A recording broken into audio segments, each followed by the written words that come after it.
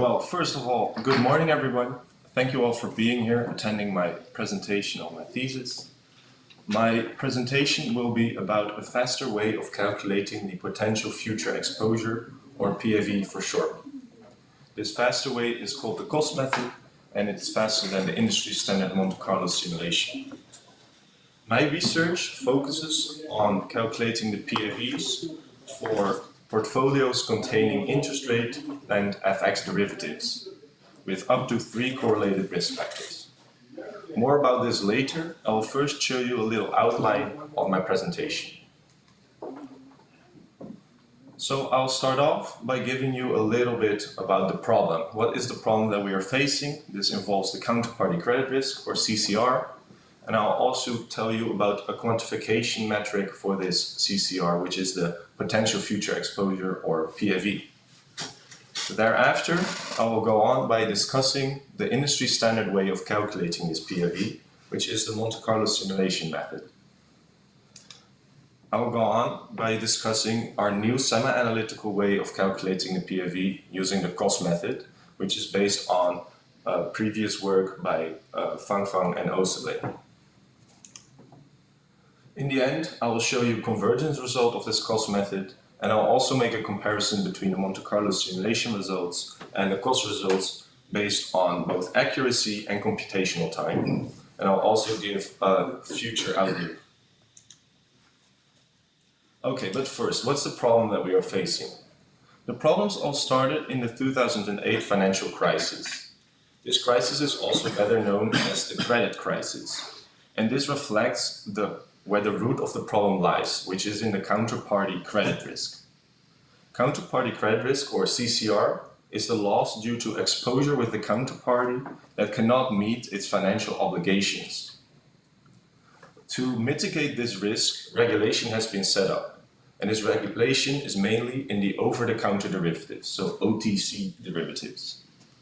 80% of these OTC derivatives are made up out of interest rate and FX derivatives, which is also where my research will mainly focus on. We chose to model the short rate, or the risk factor of our interest rate derivatives using the short rate. And for the FX derivatives, we chose to model the risk factors as the domestic and foreign short rate and the exchange rate which couples this currency pair. To be able to quantify this counterparty credit risk and to set up regulation and trading limits, it was essential that we had a method of quantifying this counterparty credit risk. As you may know, if we look at this very moment, we can calculate the exposure of our portfolio because we know what the short rate is, we know what the exchange rate is. But for future points in time, these risk factors, so the short rate and the exchange rate, are unknown. We don't know what they will be doing in the future. Therefore, we have to model them, and we model these risk factors using stochastic models. Stochastic models meaning that they will include a certain uncertainty. We will model the short rates using a whole-wide model, and we will model the exchange rate using a geometric Brownian motion model. These choices are both in line with the literature. Then, to the exposure of our portfolio, because it depends on these risk factors, we will also not have one single value for a future point in time, but because it's uncertain, it will have this distribution. This distribution, an example of this is given here on the slide. This is a distribution of the mark-to-market value of a portfolio. And what you can see from this is that the positive part, so everything bigger than 0, is colored here blue. This is the exposure. Then on the far right of this, you can see the PFE. The PFE is a metric used to quantify the counterparty credit risk.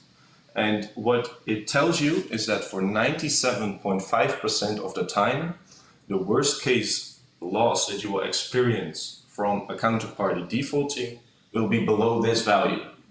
So for 97.5% of the time, if your counterparty defaults, you will experience a loss, but it will be below this PFE. Okay, now I want to tell you how the industry calculates this PFE. The industry calculates it using what we call Monte Carlo simulation. The basic idea behind this is that we will consider or simulate many different scenarios, and for all these scenarios we will calculate the exposure of our portfolio. Then what ergodic theory tells us is that all these different values for the situations will make a distribution, and from this distribution we can then find our PFE. This is also what is shown here in the graph. For today, we know what the risk factors are, so we can calculate our exposure, so we have one value. But for future point in times, the exposure is not known, so we will model many different paths, and for a future point in time, they will follow, or they will, using ergodic theory, simulate a distribution from which we can obtain a PFE. But to be a little more detailed on this, I will take you through a step-by-step process. So what we will do first is we will first simulate the risk factors. Simulating the risk factors could be only one short rate in the case of interest rate derivatives, but it could be also the three risk factors, so the two short rates and the exchange rate if you are talking about FX derivatives. Then what we will do is we know that the risk factors were based on their models. They have a distribution, and from this distribution we will sample for each scenario the risk factors. Therefore, what we are left with is for every different scenario we will have different values for the risk factors which are known. So knowing that we have many different scenarios for which all the risk factors are known, we can calculate the exposure of our portfolio for all these different scenarios.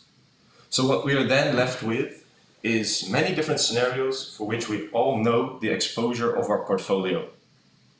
Okay, then if we know this using ergodic theory, they will approximate a distribution, and then we'll only have to see what value of exposure make sure that 97.5% of the other values are beneath this, which is the definition of our potential future exposure.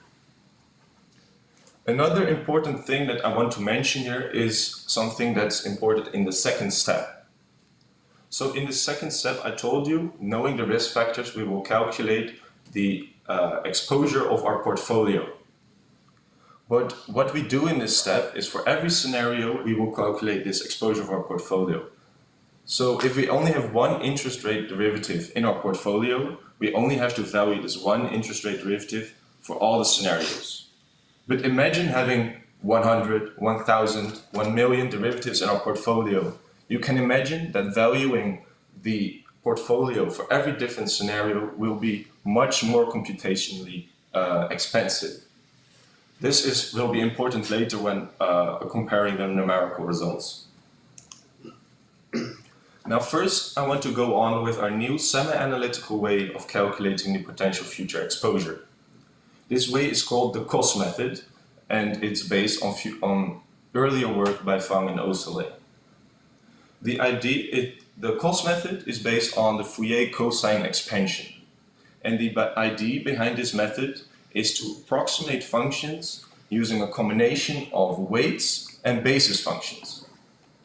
Some examples of the basis functions I've shown here on the slide. What we can choose is cosine modes, that you can see here on the left, and we can also choose for sine modes, as we can see here on the right. In the original COS method, the cosine modes were used, thus the name COS method. What we will use is a derivation from this using the sine modes. So we could have said, okay, we'll call it the sine method, but to keep in line with literature, we still call it the COS method. And then to give an example of how this Fourier cosine method works is that shown here on the right of the slide. So what we want to do is using this Fourier expansion, we want to approximate a certain function. This function that we want to approximate is given here in red. It's maybe a little bit hard to see, but it's basically a step function. Then how we will get this approximation is we'll assign weights to all the basis functions. You can think of this sort of like a weighted average. Okay, then you see here in the bottom, you can see the weights. these weights, so the first weight will be assigned to the first basis function, the second one to the second one, and so on and so forth. And what you will get in return is this approximation function shown in green here on the slide. You can see that it approximates the step function. What's important to note as well is that you can see here a graph in which more and more basis functions or more and more weights are considered. This means that also more and more basis functions are considered. If we increase the number of expansion terms, what we can see is that the approximation becomes more accurate. This is, so you can see if we only consider one weight, we'll have a very bad approximation, but as we increase it, it becomes more accurate. Okay, this is important. So going back to our problem, what is it that we actually wanted to do? We knew that the exposure of our portfolio did not have a certain value at the future point in time, but it has a distribution. So what we want to use the COS method to recover this distribution. More specifically, we want to recover the cumulative distribution function of our exposure of our portfolio. The cumulative distribution function, or CDF for short, is a function that gives you the probability that a random variable will be below a certain value. An example here of this is again given here in the slide. What is shown here is a log normal CDF, meaning that our log normal random variable will be below 1 40% of the time. This is what our CDF gives us. To get the PFE, this would be looking at the point where we would have 97.5%, and then going down is about 1.2. So this is how we will use the CDF. Also here on the slide, I've shown you the formula that we will use for our approximation of the CDF. It is based on the derivation of the COS method used in the earlier paper. What is the most important thing to see here is that the formula consists of two most important parts. So we would have here the basis functions, and we have here the weights. Further, I want to say these A and B correspond to the domain on which we approximate our CDF. That would be A is 0.6 and B is approximately 1.6. Okay, but going back to the most important parts. We see that the basis functions, so the signs, are already set. We cannot change them. So what we then have to do if we want to find the CDF of our exposure of the portfolio, we can only calculate the weights that will give us back the CDF. We will calculate these weights using the following formula. Again, it's not necessary to explicitly understand this formula, but what is important here is to see that if we know the characteristic function, denoted by phi here, then we can calculate our weights. So the problem boils down to calculating this characteristic function, and then we can find our approximation. But we wanted to calculate the CDF of the exposure of a portfolio, meaning that we have to incorporate information about this portfolio and information about the risk factor somewhere. So this will be done here in the characteristic function formula, where we can show here the function v is where we will incorporate the information about our portfolio, because we have to price the derivatives. Also, in the risk factor information will be up here in the function f, which is the joint probability density function. What's important to see here is that we use a triple integral here for the characteristic function. This is because we are considering a 3 risk factor problem. We are considering the domestic and foreign short rate and the exchange rate. If we would consider one risk factor problem, what would happen is that we would have a single integral depending only on this one short rate, so our pricing function would only depend on this one short rate, and the joint probability density function would also only depend on this one short rate.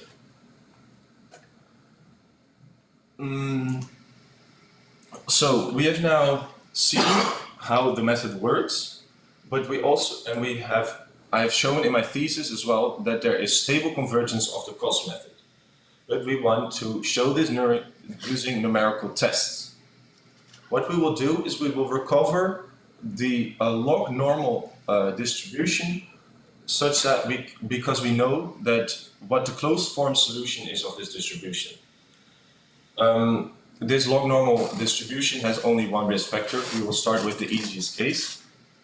And to observe the impact of the number of expansion terms, we will have to make sure that the other parameters influencing the total error will have a negligible effect. So what we'll do is we'll set very conservative parameters for all the other parameters influencing our approximation. Meaning that we will set for the numerical, to keep the error of the numerical integration very low, we'll give a very high number of quadrature points. And we chose 2000 for this. And then if we gradually increase our number of expansion terms, what you can see is that indeed we observe stable convergence. We can even say that it's exponential convergence because we use a logarithmic y-axis here. The stable convergence continues until 64 expansion terms are used, and what we can see thereafter is that there is a residual error coming from another source. Similarly, we want to observe what the impact is of increasing the number of quadrature points on the total error.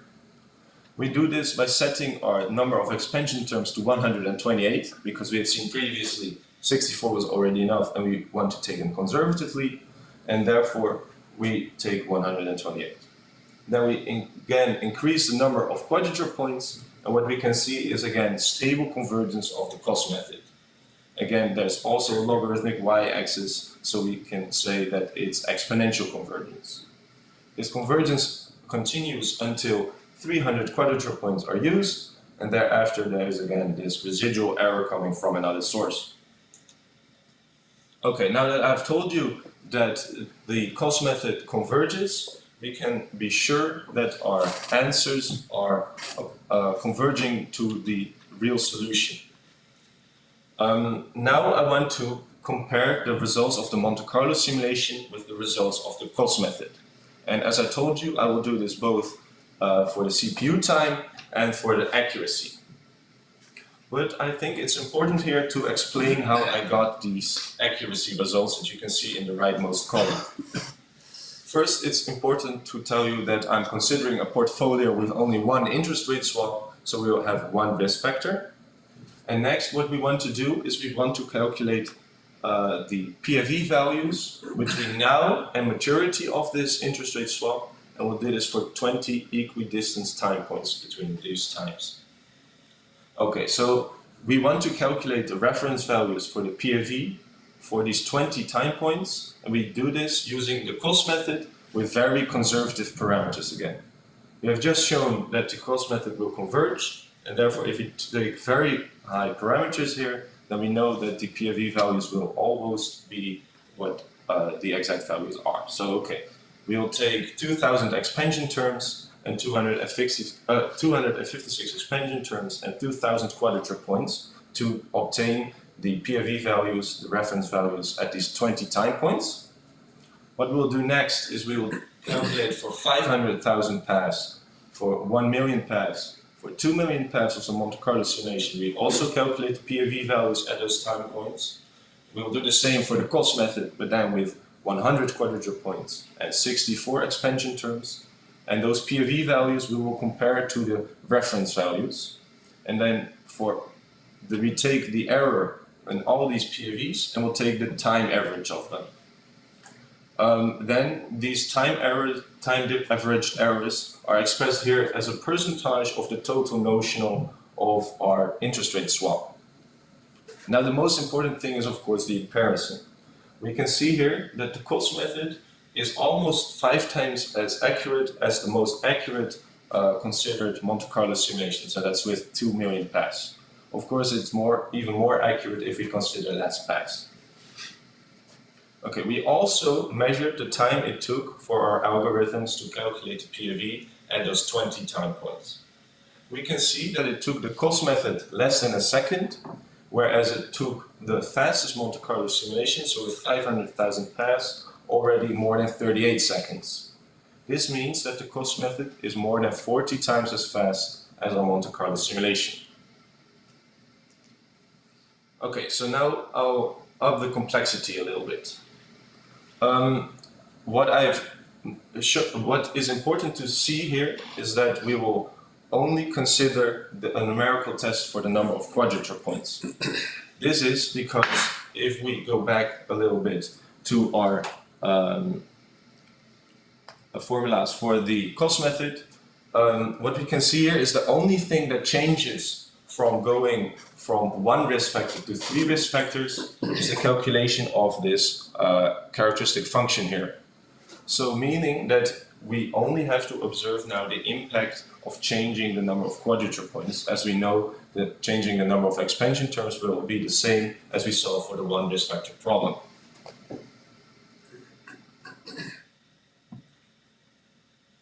Okay, so we will again observe the impact of the number of quadrature points on the total error. And we will do this for a log normal by recovering a log normal distribution, of which we again know the closed form solution. What we can see here is that there is stable convergence of the COS method for these 3 risk factors, and due to the logarithmic y-axis we see that's exponential convergence, and it converges until 100 quadrature points are used. When I say 100 quadrature points are used, what I actually have to say is that 100 to the power 3 quadrature points are used. And that's 1 million, because the quadrature point should be done in for all the risk factors. We'll make a cube of this.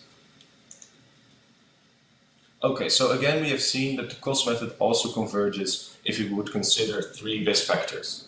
So now we will again compare our Monte Carlo simulation and our COS method for situations using these 3 risk factors. And the situations I'm talking about is we are calculating the netting level PAV of a portfolio with 100 interest rate and FX derivatives. Netting level PAV basically means that we can add the mark-to-market value of all the interest rate derivatives combined. Again, we will calculate this time average error in the same way as we have seen before. So we'll use reference values that are gotten using the COS method with 130 quadrature points, so 130 to the power 3 quadrature points, and 200 expansion terms, which will give us a very close approximation to the true value. And then we will also calculate the PAV values for the Monte Carlo simulation, again using 500,000, 1 million, and 2 million paths, and also for the COS method with 60 quadrature points and 64 expansion terms. Again, the error is expressed in the total notional of our portfolio. So this is the notional of all the derivatives in our portfolio combined. And what we can see here is that the COS method is almost 10 times as accurate as our Monte Carlo simulations that we observed. Also, the COS method, if we measure the time for the algorithms to calculate the PAV at these 20 time points, we can again see that the COS method is way faster. It is more than 8 times as fast as our fastest Monte Carlo simulation. But the netting level PAV is not the only sort of PAV that we will consider. We will also consider the counterparty level PAV. The methodology of this calculating this PAV is a little different, but I won't go too far into this. What we have to understand is here that a spectral filter is used to obtain it using the COS method. This does not really increase the computational complexity of this method though. What it does cause is a little bit worse accuracy for the COS method. As you can see, it went from 0.002 to 0.007. Also, the accuracy of the Monte Carlo simulation increased a little bit, but less. But still, the COS method is almost 4 times as accurate as our Monte Carlo simulation. As I told you, the difference in computational complexity for the difference in these 2 PAVs levels is not that different. So the COS method is still more than 8 times as fast as our Monte Carlo simulation that we observed. Okay, now I told you when discussing the Monte Carlo simulation what the impact was on the computational complexity when we increase the number of derivatives in our portfolio. This is what I want to show you here as well. I've shown here formulas for the computational complexity, and what we can see for the Monte Carlo simulation, I will explain here what these letters all mean.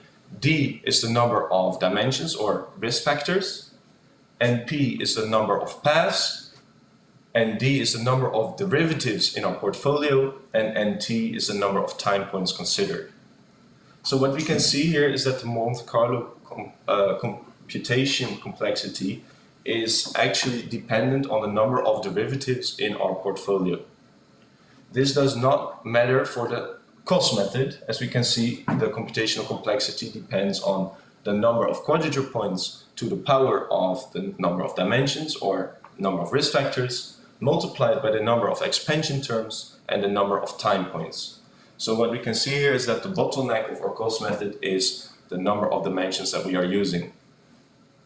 Okay, we also have observed numerical results for this, and here on the top of the slide you can see a table that's the same as we saw previously, but we will only focus here on the middle column, which is the time it takes for our algorithms to calculate the PAV of this counterparty level.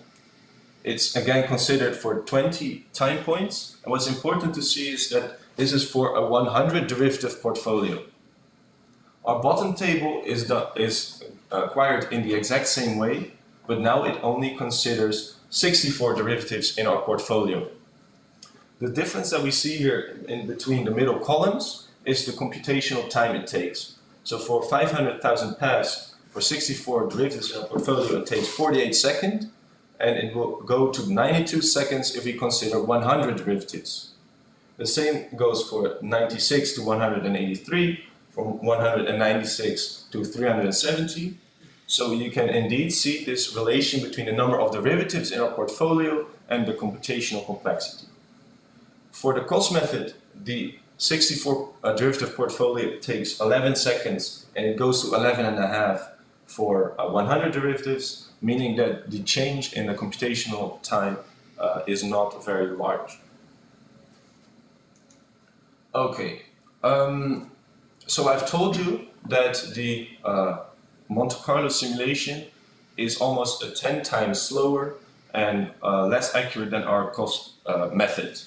Also, I've shown you that flexibility of our COS method by showing that increasing the number of derivatives in our portfolio does not significantly increase the computation time of this COS method. So what we can conclude is that if we consider portfolios with interest rate and FX derivatives with up to 3 correlated risk factors, then the COS method could be a possible replacement for the Monte Carlo simulation. However, still future research is required to mitigate the extra computation time if we are looking at the calculation of our characteristic function. I told you that increasing the number of dimensions is a bottleneck, but FF Quant Advisory is already currently working on dimension reduction techniques to decrease this increased computational complexity, and it's also looking into machine learning integration methods. Another future research possibility would be the addition of collateralization in our portfolio. This would be to reflect the real-world requirement of adding collateralization to derivative portfolios. Thank you very much for your attention. This was my research and my presentation. If there are any questions left, I'm happy to answer them.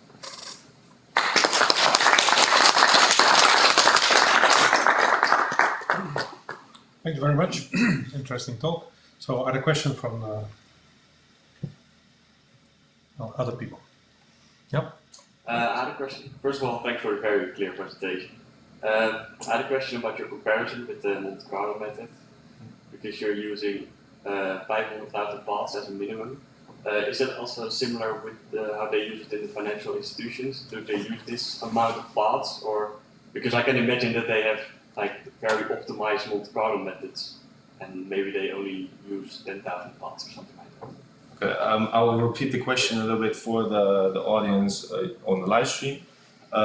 His question was, I'm using 500,000 paths for the comparison with our COS method, and they are, if this is reasonable if we compare it with the industry or with the literature. Let me see, I have not really studied the number of paths that was used in industry. Of course, this is something that we won't really see. But the number of paths was mostly chosen to not make the computation time as large as it was. You can see for 2 million paths, it was already maybe 5 minutes for one run, and to not exhaust my computer because it could almost not handle the computation, we chose to do it like this in steps from 500,000 to 1 million and then to 2 million. Other question from the audience? If not, then we will start with the committee. So, Thomas. Okay. Yeah, thank you very much also for this very clear presentation. So, can you explain me again why the formula or the complexity does not depend on the number of derivatives? For the COS method? Yeah. Okay, well, I'll go back to the slide. If we are I'll tell you from experience using implementing the algorithm, and what we'll actually do is we will insert in our pricing functions 3 vectors, which is the short rate, so both the short rates and the exchange rate. And what it does is for every quadrature point, it will calculate the price of these of the portfolio. This is done very fast. This almost takes no time at all. The only how do you do this? Oh, I'm sorry. You said it's done very fast. By which method are you doing this? The Clenshaw-Curtis quadrature rule I'm using. Yeah, sorry, I forgot to mention this in my presentation. I'm indeed using the Clenshaw-Curtis quadrature rule, and what I observed in my computations, I observed using C profiler where the computational time came from in my algorithms, and what I observed is that the computational time in the COS method was not coming from pricing my portfolio, but it mainly came from the matrix calculations, multiplications that were done using this 4-dimensional matrix actually for the expansion terms with the quadrature points. Also in your formulas there appears this 3-dimensional integral. How are you computing this for the characteristic function? So to repeat the question, thank you, is he asked how the 3-dimensional integral was calculated for the characteristic function. So if we would go back a little bit to this formula. So here indeed we can see there's a 3-dimensional integral depending on all the risk factors. What we would do first is we won't calculate the integral like this. This is just a theoretical formula.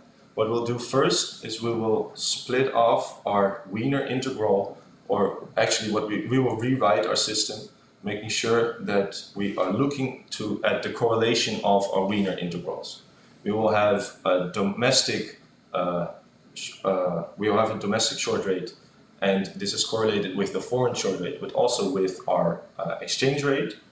And we have to make sure that our computation or our computer understands that there is actually correlation involved.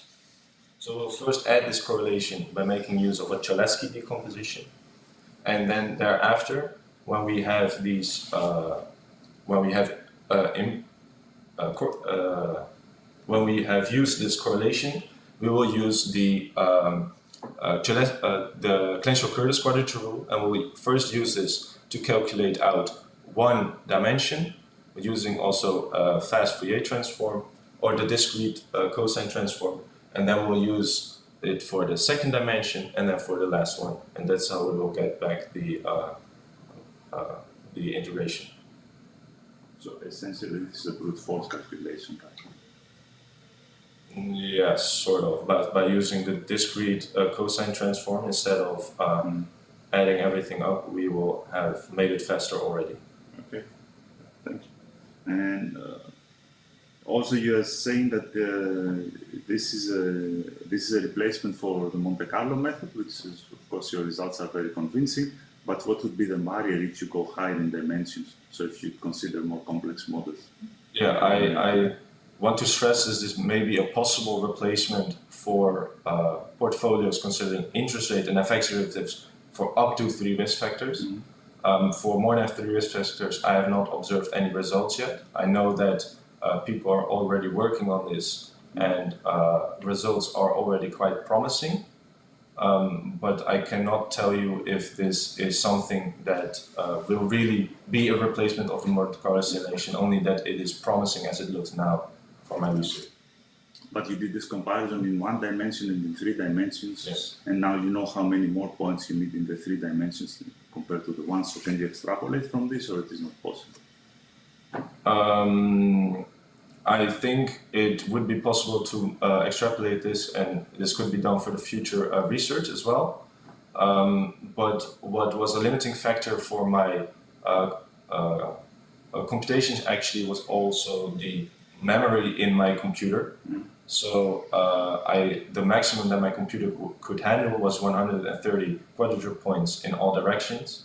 So if we would go to 4 dimensions and we had to also use these extra quadrature points, maybe that this would be still a problem. If we would use the Clenshaw-Curtis quadrature rule, then we would really have to use dimension reduction techniques or other machine learning integration methods, which may have different convergence results than I've showed in my research. Okay. Then you should try the supercomputer, right? Yes. GPU computing. Yes. Okay, thank you very much. I'm done. Dr. Shen. Heinz, thank you very much for your presentation. My first question is actually related with some of the convergence plots you showed us. I think you showed the logarithm convergence for 1-dimensional and 3-dimensional IR swap for log-normal random variable. My question to you is that if we think instead of just 1 random variable or 1 IR swap, let's talk about the netting set. Suppose there's no need to floor the MDM at 0. What do you think it would be the convergence rate? Do you still expect exponential convergence, or you expect some other convergence rates? Thank you for the question. So the question is actually, do we have a theoretical analysis of the error when we are considering netting level PFV without having to floor our CDF? So actually, what I can use this picture here, what Xiaoyu means is that if we would have to floor our CDF for netting level PFV, we could use a transformation. Suppose this would have been the origin, then we would floor this CDF here by 0, because exposure cannot be lower than 0. What we then have is a jump here. But because we use this transformation and we don't need to floor it, we still have this smooth function. Theoretically, what the analysis says is that we have a function that we want to approximate that is differentiable everywhere. So if I have added some extra slides here. The convergence rate would be exponential, if we can say that our function that we want to approximate is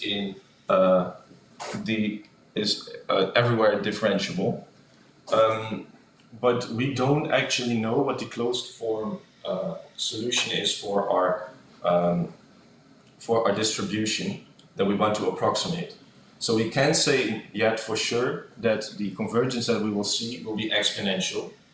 But what I have read on the internet is that very accurate log-normal approximations can be done for a linear combination of log-normal random variables. Therefore, if we would think that we can have this linear, this log normal approximation, and the log normal distribution function is infinitely differentiable, then we could say, or we could assume that it has exponential convergence. But again, we have to make sure to do this more rigorously using more analysis for future work. Thank you. And I have another question. It's also related with the evaluation of the calculus function. It's actually a question related with the question Professor Antonis just asked. So, when you are doing this numerical integration, how do you exactly select the integration variables? Let's say we have 3 risk factors. Will you simply use these 3 factors as the integration variables, or you need to do some other change of variables to make sure that the correlation is decomposed? Yes, okay. I think I touched briefly on the question. What the question is whether I can directly use the risk factors in my calculation of the characteristic function, or if I have to do some change of variables. I briefly touched upon this for the question of Antonis, and I think it's easier to see if using this formula slide. So the risk factors are defined as shown here on the slide, basically a big lump of calculations, but what is important to see here is that the last part is a Wiener integral, and this Wiener integral is where the uncertainty is added of our calculation. So this is the part that we will have to compute using numerical integration methods. And what we will do is, instead of using these integrals, we will say, okay, of these entire formulas, we will say the state variables will be only this Wiener integral. And then this Wiener integral we know has 0 mean, and we can calculate what the variance is of this Wiener integral. And this variance we will take also in front of our state variables, such that we have a standard normal distribution for our state variables. And also what we will do is we will compare what the correlation is between those state variables, and we can use a Cholesky decomposition to make sure that our risk factors are correlated in the way that we want it. And then we can choose the integration ranges for the numerical integration based on the fact that we know that our state variables are standard normally distributed. Does this answer your question? Yes, thank you. Thank you. Thank you. Dr. Fan. Yes, thank you very much, Gijs. There are some criticism to the COS method. Some people find it not very easy to use because they don't know how to define the truncation range. Yeah. Because if you define it too broad, then you will need many expansion terms. If you define it too narrow, then you lose accuracy by definition. My question is then, how do you define the truncation range in your calculation? And the truncation range, the truncation takes place in 2 places in your calculation. Maybe you can say something about that, and then tell us about how you define the truncation range. Yeah. Okay, so for the audience at home, the truncation, there are 2 truncation ranges actually.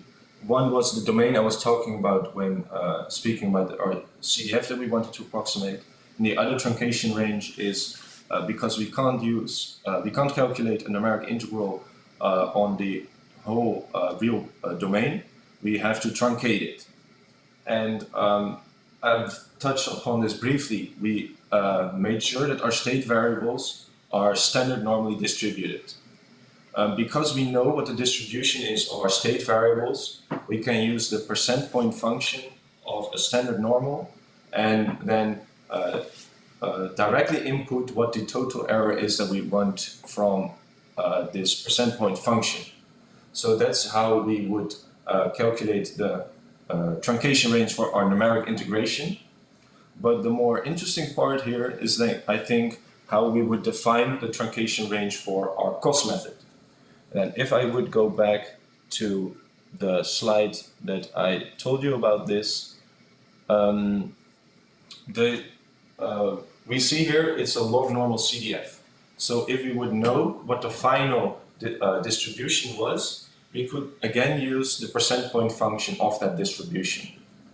But our problem is for us that we don't know what the closed form solution will be of the function that we want to approximate. So somehow we will have to know something a priori from to say, okay, we want to simulate this from 0.6 to 1.6. So basically we want to say something for the A and B because we choose this beforehand. I've given in my thesis rule of thumb for single interest rate and FX derivatives. So for FX forward, I said, okay, we could use plus minus the total notional of this derivative. And for the interest rate swap and the cross-currency swap, I said, okay, we can use plus minus the half of the total notional. But for entire portfolios, I have not given such a rule of thumb.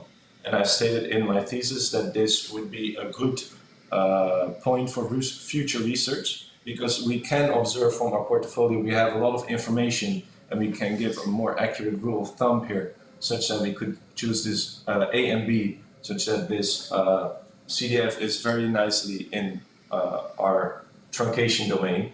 But I've not done the research to this yet. I still have to do future research for this. Thank you. Yeah. The second question is, the counterparty level exposure is probably is not guaranteed to be a smooth function, because it's like adding up netting set level exposures, and then it can be a piecewise continuous function. Can you tell something about the convergence rate of the COS method when calculating counterparty level PFE? Yeah.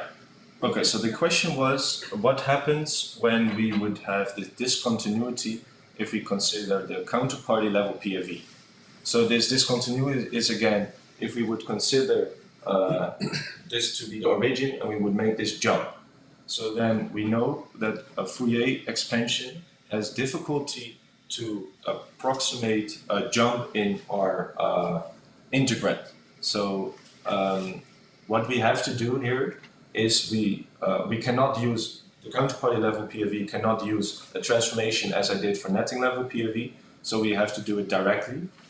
And if we would approximate this jump, what we see is that it gives rise, if we go back to this slide, is that near the jump it will give rise to many fluctuations. This is what it's called Gibbs phenomena, and this will go at the cost of our convergence rate and of our accuracy.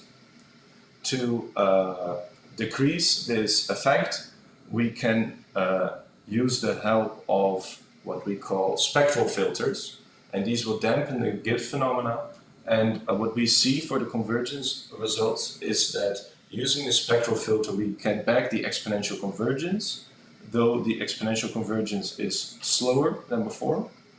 And what I also observed in my research is that the further away from this discontinuity we are, the more accurate or the faster the convergence rate is. And this is indeed what was predicted by literature as well.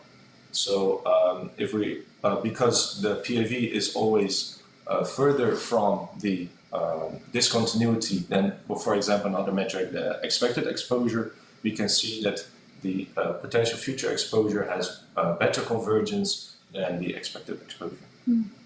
Thank you very much. I have no more questions. Yep.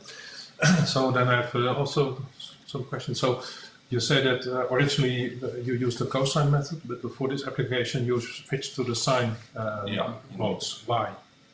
The original COS method approximated the density function, the probability density function of a certain distribution. And what we wanted is to approximate the commutative distribution function. And this is defined as taking the integral of our probability density function. So if we would then take the original formula for the probability density function and integrated it both sides, we would get the CF approximation, and on the right side we would end up, because integrating our cosine functions would give us these sine function, basic function. Yeah. Yeah. And can you go a couple of slides further for the first 1D results?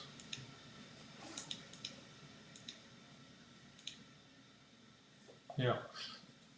So here I see L2 and L1. So what does that mean? L2 and L1 basically mean the norm that we are taking.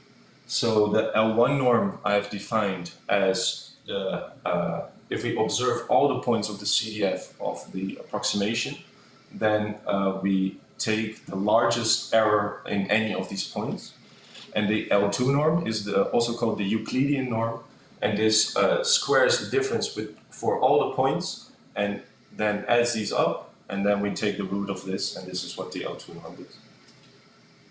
If your definition seems that you define as an L infinity norm instead of the L1. L1 norm.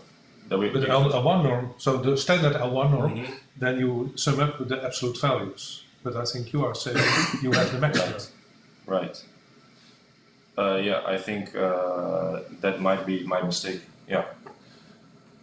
And yeah, you see that. So what is the reason to consider these norms? So are they used in the industry or in the literature? So Yeah, I think L1 and L2 norm were the standard ones considered in industry, and that's why I wanted to use them. yeah. And then final question. So on the left picture, L1 is orange, and on the right picture, it is blue. Is that correct?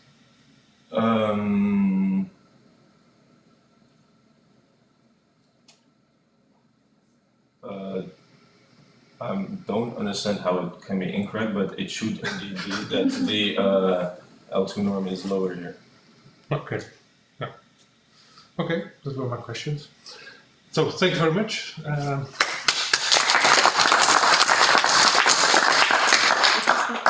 So the committee will withdraw for the deliberation, and then you will come back in 20 minutes.